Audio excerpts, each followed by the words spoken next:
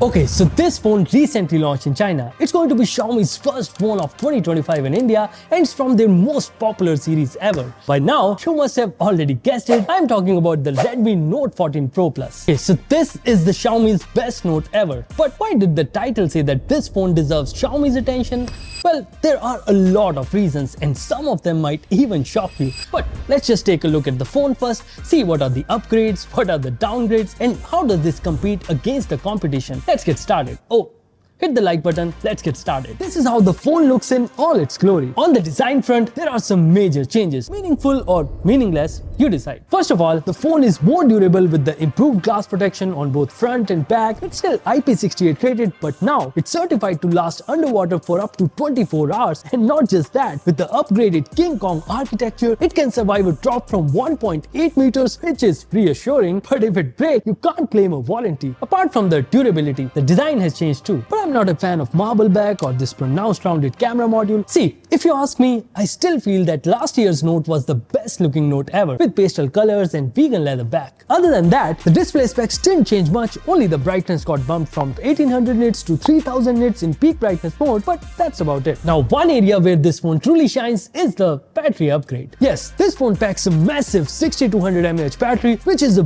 big upgrade from last year, but it's still thinner than 13 Pro Plus. Well, this was possible because of the new high energy density silicon carbon battery that they're using on this phone. And it's not just Xiaomi. In fact, a lot of phones from OnePlus, Oppo and more will also be using the same battery tech in 2025. So yeah, there you have it. This is the Redmi Note 14 Pro Plus and these are all the upgrades. From here on, everything else is a downgrade. Let's start with the processor first. We have the base model of the Note 14 Pro Plus, which is powered by Snapdragon 7S Gen 3 with 12GB LPDDR4X RAM and 256GB of UFS 2.2 storage. Now, before I even talk about the benchmarks, I just want to say something. This is their Pro Plus, the best Note ever, and in that they're bundling an S-series processor. I mean, why? Even in Qualcomm's confusing chipset ranking, they place their S-series chipset at the bottom. So why is Xiaomi using an underclocked inferior chipset in a Pro Plus phone? This question seriously needs to be addressed, because even if you place their phone against any of the competing phones or even with their last year's Redmi Note 13 Pro Plus, it will come last. This should be a matter of concern for Xiaomi because Note series was known for its excellent performance, but look where they are now. And it's not just the processor, even the RAM and storage are downgraded in the base variant.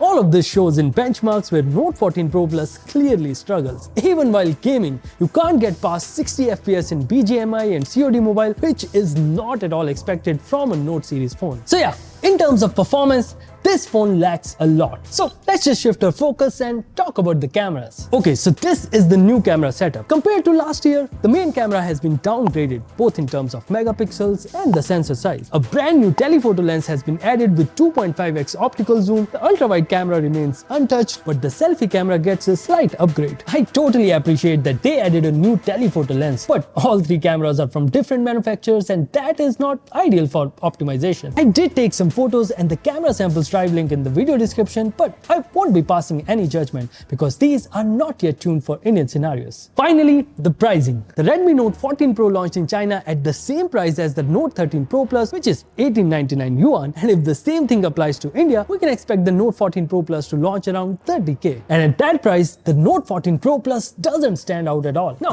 here's why I think this phone, not just this phone, the entire Note lineup deserves Xiaomi's attention. If you take a look at the Redmi Note 5 Pro, it launched at 13999, Note 6 Pro 13999, Note 7 Pro again 13999, Note 8 Pro at 14999, which is okay and acceptable, but surprisingly Note 9 Pro launched at 12999. But from Note 10 Pro, things started changing. First it got to 15999, then to 17999, and then it took a big jump from budget to mid-range with Note 12 Pro at 24999, and finally the 13 Pro launched at 25999. I understand the increase in price and Xiaomi's temptation to move from budget to mid-range, but Xiaomi used to dominate its segment, which is clearly not the case. In fact, Xiaomi is lagging a lot. Now, here's what I wish when this phone comes to India. Either the S gets changed to Plus, which is wishful thinking, or else the price is super competitive. Either of the two will mark the comeback of this successful series in India. So yeah, that's it from my side. Which one was your favorite Note series phone in India? Tell us in comments. Also share your Note series phone stories so that everyone can know. Hit the subscribe button, hit the like button. Thank you for watching and I'll see you in the next one.